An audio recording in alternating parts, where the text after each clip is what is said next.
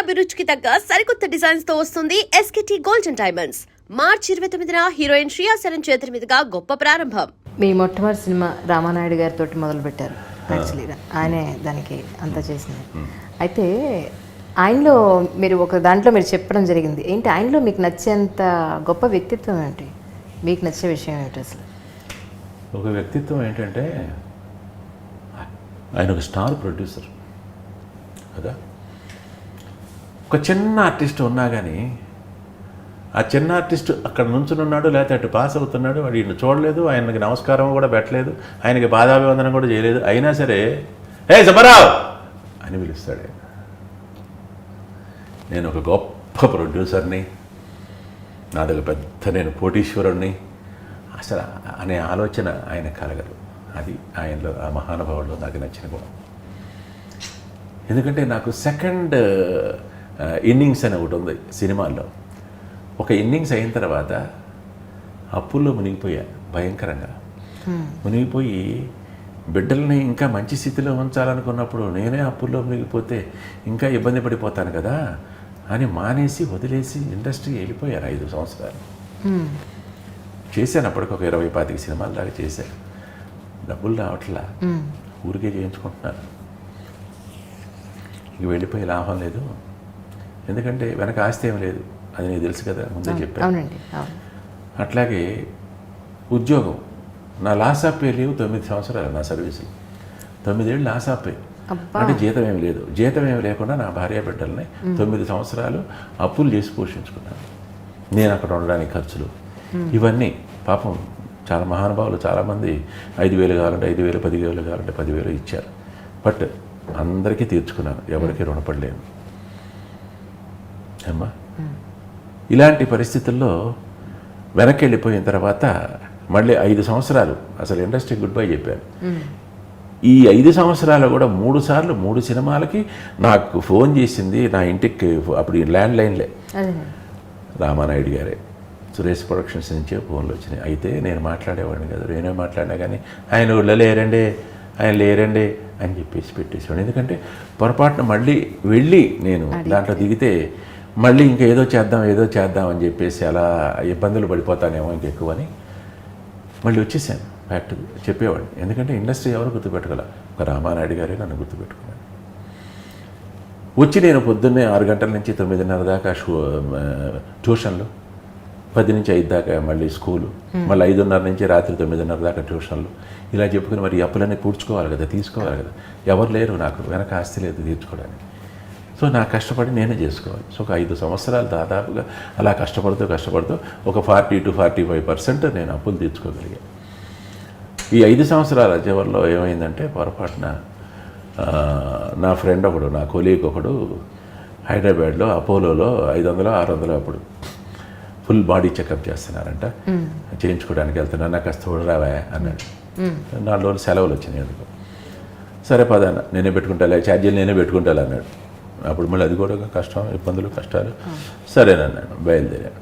తీరా వెళ్ళిన తర్వాత ఎక్కడో ఒక 10 రూపాయలు 5 రూపాయల రూమ్లో దిగాము, స్నానం చేసేసాము, బయలుదేరి అపోలో హాస్పిటల్కి వెళ్ళాము. ఫారాలు రాస్తుంటే అందరూ చేయించుకోవా, నువ్వు నా దగ్గర డబ్బులు ఉన్నాయి లేవో, ఎప్పుడో ఒకటి ఇద్దు కానీ, జీతాలు వచ్చినప్పుడు లేకపోతే అరియర్స్ ఏదన్నా ఉంటే వచ్చినప్పుడు ఇద్దు కానీ అన్నాడు. సరేనే నేను కూడా మొదలుపెట్టా, రాస్తున్నా చేయించేసుకుందామని. ఇది రాయించేసుకుంటే వెనక నుంచి ఏ జయప్రకాష్ అని పిలుపొచ్చు. ఎవరు అని వెనక చూసి నాయుడు గారు. పరిగెత్తా ఆయన దగ్గరికి. అంకుల్ అనేవాడు ఆయన. అంకుల్ అని పరిగెత్తా. ఏమైపోయావయ్యా, అంతు లేకుండా పోయావు, బుద్ధి జ్ఞానం ఉందా నీకు, మంచి ఆర్టిస్ట్వి, ఏమైపోయావు అన్నాడు. లేదు అంకుల్, నాకు మరి కలిసి రావట్లేదు, బాగా అమౌంట్ రావట్లేదు, బాగా ఇబ్బందులు ఉంది, అప్పులు అవుతున్నాయి, పిల్లలు పెద్దవాళ్ళు అవుతున్నారు. సరే ఓకే ఏం వదిలేసి కానీ కొత్త పిక్చర్ స్టార్ట్ చేస్తున్నాము, మొత్తం సురేష్ బాబు చూసుకుంటున్నాడు, వీళ్ళు ఒకసారి సాయంత్రం ఒక క్యారెక్టర్ ఉందా, చాలా మంచి క్యారెక్టర్ అది, నువ్వు వేస్తే చాలా బాగుంటుంది, నేను కూడా ఫోన్ చేసి చెప్తాను, నువ్వు వెళ్ళి ఏం చేస్తున్నావు అంటే ఇది బాడీ చెకప్కి వచ్చాను. అయిపోయింది రైతు వెళ్ళు, నువ్వు కలవకుండా వెళ్ళావంటే ఊరుకో, నేను చంపేస్తా అన్నాడు. ఇరుక్కుపోయారు. ఏం చేస్తాను మరి, అంత పెద్ద ఆయన. సరే అంకుల్ సరే అన్న. సరేపో అన్నాడు. అయిపోయింది. వచ్చేసాం, సంతకం పెట్టాం, మా బాడీ చెకప్లు ఇవన్నీ చేయించేసుకున్నాం. అయిపోయింది. సాయంత్రం 4కి 5కి మొత్తం రిజల్ట్స్ అవన్నీ ఇచ్చేసారు. అయిపోయిన తర్వాత అక్కడ దగ్గరే Suresh guest house, Apollo hospital దగ్గర వెళ్ళిపోతే ఆయన సురేష్ బాబు గారు కవర్ చేస్తే రేపొద్దున తీద్దాం, రేపొద్దున ఇది మన ఫోటో సెషన్ పెట్టుకుందాం, అక్కడే రూమ్ ఇవ్వండి అన్నాడు. అక్కడ రూమ్ ఇక నాకు అలవాటే, బ్రహ్మపుత్రుడి దగ్గర నుంచి అక్కడ నేను ఎప్పుడు వెళ్ళినా కానీ రూమ్ ఇస్తారు. రూమ్ ఇచ్చారు. మావాడు ఇంకా హ్యాపీ, సినిమా సరే ఉండిపోదాం మీరు దేనికి వచ్చారు అసలు ఇక్కడికి, ఎవరు కలిశారు, ఎటువైపు టర్న్ అయ్యి చూడండి. మళ్ళీ తెల్లవారి పొద్దున్నే 9కి ఏమో ఫోటో సెషన్ పెట్టారు స్టూడియోలో, రామానాయుడు స్టూడియోలో. ఫోటోలో 50 ఫోటోలు తీశారు. పంచాయి ఇవన్నీ కట్టి మీసాలు పెట్టి ఇవన్నీ చేసి అయిపోయింది. సరే ఇక అయిపోయింది, బయలుదేరి వెళ్ళమన్నా. వెళ్ళిపోయాను.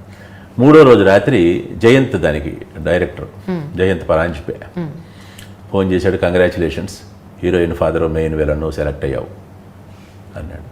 షాక్ నాకు. అదే ప్రేమించుకుందాంరా. నిజంగా భయపడతారు సార్ ఆ సినిమాలో మిమ్మల్ని చూసిన వాళ్ళు. హీరోయిన్ ఎంత సినిమాటిక్గా జరిగింది నా జీవితంలో ఇది. నేను అనుకోలే. మళ్ళీ నాకు అందుకనే మళ్ళీ నా సెకండ్ ఇన్నింగ్స్ అని మళ్ళీ ఆహ్వానించాడు ఆయన, మళ్ళీ రమ్మన్నాడు. చాలామంది చాలా రకాలుగా అనుకున్నారు. ఈవెన్ సురేష్ బాబు గారు కూడా ఎంతోమందిని ఇంకా ఆయన మనసులో ఉన్నారు. అమరీష్ పూరిని అనుకున్నాడు, మళ్ళీ కాదని నానా పటేకర్ని అడిగారు. ఆయన 1.5 కోటి అడిగాడంటే ఆ రోజుల్లోనే. అబ్బబ్బబ్బో ఎంత ఎందుకు మనకు తట్టుకోలేము, మన బడ్జెట్కి సరిపోదు అన్నట్టుగా ఎందుకో మాట్లాడారు. ఇట్లా చాలామందిని చూశారు. అన్ని ఫోటోలు చూస్తా నీ ఫోటోల దగ్గరికి వచ్చేది ఆగిపోయేవాళ్ళం అయ్యా, అవే చూసుకుంటూ ఉండేవాళ్ళం అనేవాడు జయంత్. అది ఏమిటో నాకు కేవలం ఆ పరమేశ్వరుడు దయ, ఇంకా అంతకంటే ఇంకేమీ లేదు. అట్లా మళ్ళీ వచ్చిందనమాట. అంతకు జస్ట్ 2 ఏళ్ల క్రితమే నా శివ దీక్ష కూడా మొదలెట్టాను. ప్రతి సంవత్సరం 40 రోజులు చేసి 41వ రోజు మహాశివరాత్రికి శ్రీశైలం వెళ్ళి అక్కడ ఉండేవాడిని. ఆ రోజు రాత్రి పాగా దర్శనం చేసుకుని దీక్ష విరమించి మళ్ళీ ఇంటికి వచ్చేవాడిని.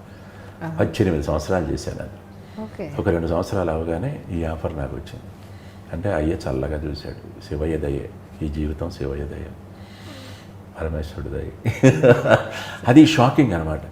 అట్లా వచ్చిన తర్వాత ఆయన నువ్వు కామెడీ టచ్ ఉంది నాకు తెలుసు అని వాడు జయంత్. నాకు అవుట్ అండ్ అవుట్ సీరియస్గా ఉండాలి, అవుట్ అండ్ అవుట్ సీరియస్. అసలు ముఖంలో ఎక్కడ పొరపాటున కూడా కామెడీ అనేది కనపడకూడదు నాకు. చాలా సీరియస్ ఉంటారు ఆ సినిమాలో. ఆ తర్వాత సురేష్ బాబు గారేమో ఏదన్నా మేనరిజం ఏదన్నా పెట్టుకోండి బాగుంటుందేమో, మేనరిజం పెట్టుకున్నా మళ్ళీ నీకు నవ్వు వస్తుంది గబుక్కన, ఒన్ని దుంపదేగా అనేది పెట్టుకున్నాం అనుకో, ఇట్లా తస్తుంది ఇట్లా పెట్టుకున్నాం అనుకో, ఏదో మళ్ళీ నవ్వు వస్తుంది. అది కూడా కాదండి అని చెప్పేసి ఎందుకో థాట్ వచ్చింది. అదే మళ్ళీ ఆ శివయ్య కొట్టించాడు మా తలకాయలో. ఇది ఫ్యాక్షనిస్ట్ సబ్జెక్ట్ అని చెప్పారు అన్నారు కనుక నేను ఒకసారి, నాకు రాయలసీమ భాష బాగా వచ్చు, నా చిన్నతనం అంతా నేను అదే మళ్ళీ వెళ్తానేది. ఒక వారం 10 రోజులు మళ్ళీ వెళ్ళి ఇంకా వొకాబులరీ అంతా నేను పోగు చేసుకుని వస్తాను తిరిగి. అది పెడదామండి అన్న. పరుచూరి వెంకటేశ్వర గారు భలే సపోర్ట్ చేశాడు. బ్రహ్మాండమైన ఐడియా వచ్చింది నీకు, వెళ్ళాను. సురేష్ బాబు గారు వెళ్ళమన్నాడు.